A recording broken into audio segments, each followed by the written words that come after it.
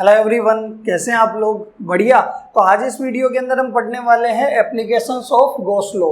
तो Gauss law का first application हमारे पास electric field due to an infinitely long straight uniform charge wire, कि हमारे पास एक लॉन्ग स्ट्रेट वायर है और वो यूनिफॉर्मली चार्ज्ड है। उस वायर से आर डिस्टेंस दूर किसी पॉइंट के ऊपर हमें इलेक्ट्रिक फील्ड निकालना है गॉस लॉ का यूज करके। ठीक है, तो हमने एक वायर कंसिडर किया। Consider N infinitely long thin straight wire with uniform linear charge density lambda, कि जो वायर हमारे पास है उसकी लीनियर चार्ज डेंसिटी कितनी है, वो है लेमडा, और उसका हमें क्या निकालना है, इलेक्ट्रिक फील्ड निकालना है आर डिस्टेंस दूर। ठीक है, तो सबसे पहले हम यहाँ पे एक वायर बनाते हैं कि हमने ये हमारे पास एक थिन लॉन्ग स्ट्रेट वायर है और ये वायर है कैसा, ये इनफाइनाइट है, मतलब ऊपर जा रहा है और नीचे भी ये जाता जा रहा है। क्लियर है? और ये यूनिफॉर्मली चार्ज्ड है, तो इसके ऊपर मैंने चार्ज कंसीडर कर लिया Q, पॉजिटिव चार्ज है। इस वायर से R डिस्टेंस दूर, मान लो इस पॉइंट पे हमें इलेक्ट्रिक फील्ड निकालना है गॉस थ्योरम का यूज करके। बट आपको गॉस थ्योरम के बारे में पता होना चाहिए कि गॉस थ्योरम 3D सर्फेसेस के ऊपर एप्लीकेबल होता है ओनली, कि जो भी आपका चार्ज है वो 3D के अंदर क्या होना चाहिए, इनक्लोज होना चाहिए। ठीक है, तो यहाँ पे तो अगर आप देखोगे तो चार्ज हमारा किस पे, एक स्ट्रेट वायर पे 1D पे। तो सबसे पहले इस चार्ज को क्लोज करने के लिए, गॉस थ्योरम लगाने के लिए, तो हमें इस चार्ज को क्लोज करना पड़ेगा और हम क्या करेंगे, यहाँ पे 3D गॉसियन सरफेस बनाएंगे, जो कि इसमें क्या बनने वाली है, वो बनेगी सिलेंड्रिकल गॉसियन सरफेस।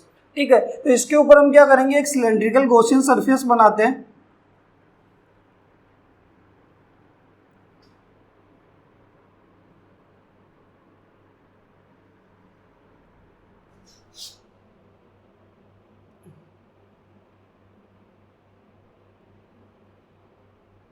ये हमारा जो 3D गॉसियन सरफेस बना है सिलेंड्रिकल, इसके अंदर आपका चार्ज क्या हो गया, इनक्लोज्ड हो गया है।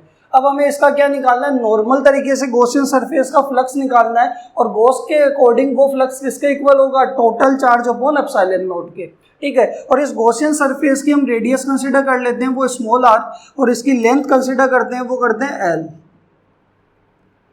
और इस वायर से r डिस्टेंस दूर हमें क्या निकालना है, इस P पॉइंट के ऊपर इलेक्ट्रिक फील्ड भी निकालना है। क्लियर है यहाँ तक? तो सबसे पहले तो इसके अंदर हम क्या करेंगे, नॉर्मल तरीके से इसका क्या निकालेंगे, फ्लक्स निकालेंगे।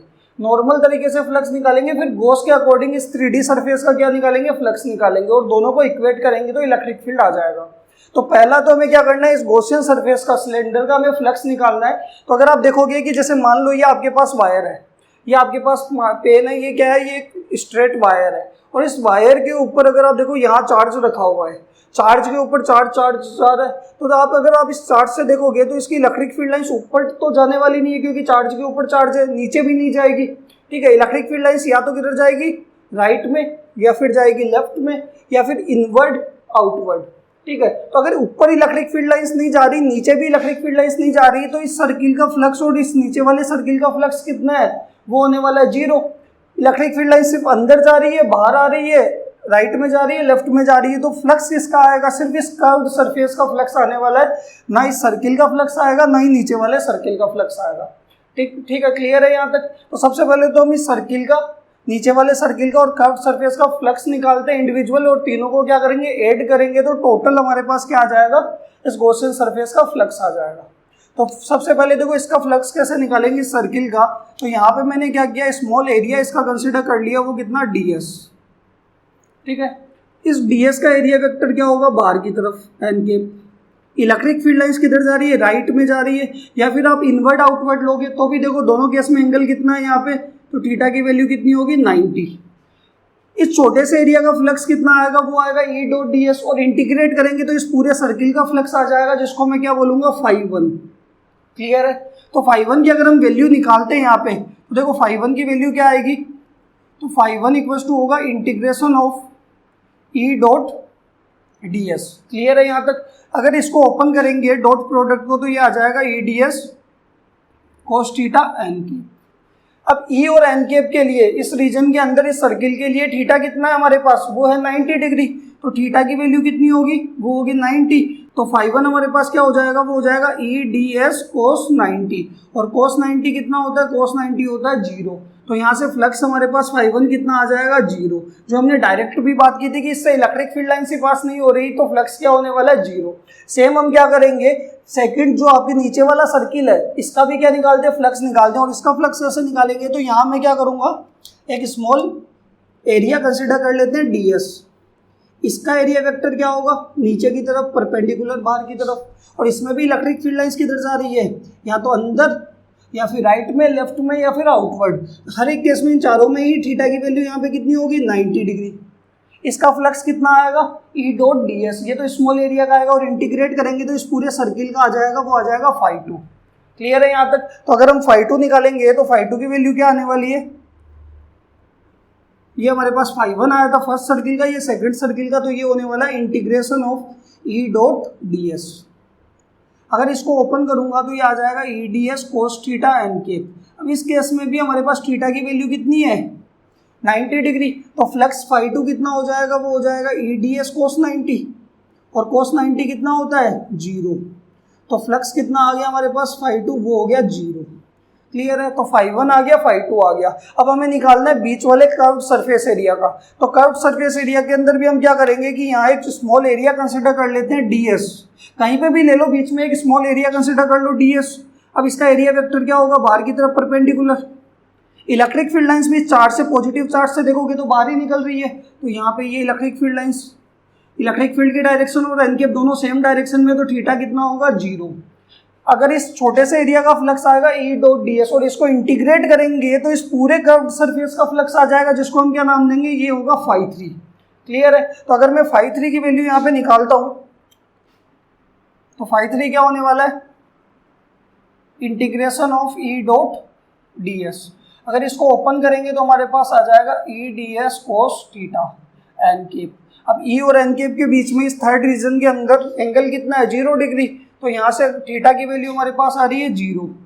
तो यहाँ देखो थीटा 0 पुट करेंगे तो ये आ जाएगा E ds cos 0। cos 0 कितना होता है 1, तो देखो E तो बाहर आ जाएगा और इंटीग्रेशन ऑफ ds। अब अगर आप देखना कि इस छोटे से एरिया ds को आप इंटीग्रेट करोगे तो इस सिलेंडर का पूरा कर्व्ड एरिया आएगा, टोटल कर्व्ड एरिया आ जाएगा। और टोटल कर्व्ड एरिया कितना होता है सिलेंडर का, वो होता है 2 पाई RL।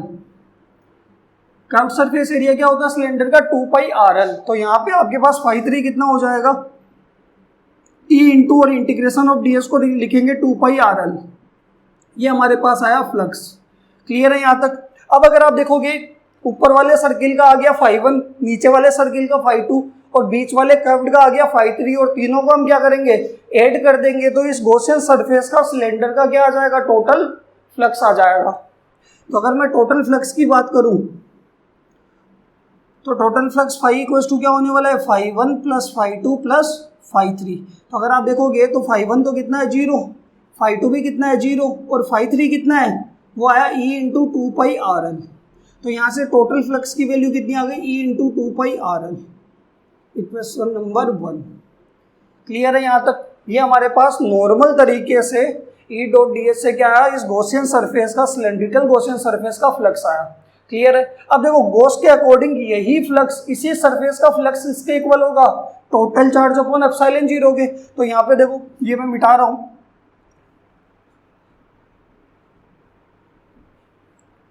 तो यहाँ पे आप लिख सकते हो अकॉर्डिंग टू गॉस लॉ, तो टोटल फ्लक्स है इस गॉसियन सरफेस का वो इक्वल होगा total charge upon epsilon note के। ये इक्वेशन नंबर 2। अब दोनों इसी सरफेस के फ्लक्स है, ये फ्लक्स भी क्या है इस सिलेंडर का फ्लक्स है, और ये भी इसी का है गॉस के अकॉर्डिंग। तो दोनों फ्लक्स के वो क्या करेंगे, इक्वेट कर देंगे। तो फ्रॉम इक्वेशन 1 एंड 2, और ये हमारे पास आएगा E into 2 pi RL equals to कितना आएगा, Q बाई एप्सिलॉन 0। तो अगर इलेक्ट्रिक फील्ड की वैल्यू निकालेंगे तो ये 2 पाई RL कहाँ आ जाएगा, डिवाइड में आ जाएगा, तो ये हो जाएगा Q upon 2 pi epsilon 0 RL। Clear है। अब हमें पता है कि इस वायर की लीनियर चार्ज डेंसिटी कितनी है, लेमडा, और लेमडा क्या होता है, तो लेमडा होता है हमारे पास charge per unit length Q by L। तो यहाँ से देखो इस Q और इस L को क्या लिख सकता हूँ, लेमडा, तो इलेक्ट्रिक फील्ड आ जाएगा lambda upon 2 pi epsilon 0 R। Clear है यहाँ तक। अगर मैं ऊपर नीचे दोनों को 2 से मल्टीप्लाई कर दूं तो ऊपर भी 2 से मल्टीप्लाई करूंगा 2 लेमडा, और नीचे मल्टीप्लाई करूंगा तो 4 पाई एप्सिलॉन 0 R। क्लियर है। और 1/4 पाई एप्सिलॉन 0 आर को क्या लिख सकता हूँ, के, तो 2k लैम्डा बाई आर भी आप इसको लिख सकते हो। ये आपके कैलकुलेशन में आसान हो जाएगा क्योंकि के की वैल्यू डायरेक्ट क्या होती है, 9 × 10⁹ होती है। क्लियर है यहाँ तक। अब अगर आप देखोगे इलेक्ट्रिक फील्ड और डिस्टेंस के बीच में क्या रिलेशन है कि देखो 2 कांस्टेंट, के भी कांस्टेंट, लैम्डा भी क्या होता है, कांस्टेंट होता है वायर का। तो इलेक्ट्रिक फील्ड है वो डिस्टेंस के क्या इनवर्सली प्रोपोर्शनल है, यानी जो ई है वो इनवर्सली प्रोपोर्शनल किसके आ रहा है, डिस्टेंस के आर के। कि अगर आप डिस्टेंस बढ़ाते जाओगे, इस पॉइंट पे इलेक्ट्रिक फील्ड ये आ रहा है, डिस्टेंस बढ़ाते जाओगे तो इलेक्ट्रिक फील्ड क्या होता जाएगा, कम होता जाएगा। और ई और आर के बीच में अगर आप ग्राफ बनाते हो तो ग्राफ क्या आने वाला है, ये आपके पास स्मॉल आर और ये इलेक्ट्रिक फील्ड, ग्राफ कैसा आएगा, वो आएगा इनवर्सली प्रोपोर्शनल का। तो ये हमारे पास था electric field intensity due to an infinitely long straight uniformly charged wire, ठीक है। और जिसकी वैल्यू हमारे पास क्या आ रही है, E = 2k lambda by are, या फिर आप लिख सकते हो λ/2 पाई एप्सिलॉन 0 आर। और E जो होगा वो इनवर्सली प्रोपोर्शनल होने वाला है डिस्टेंस के। क्लियर है यहाँ तक।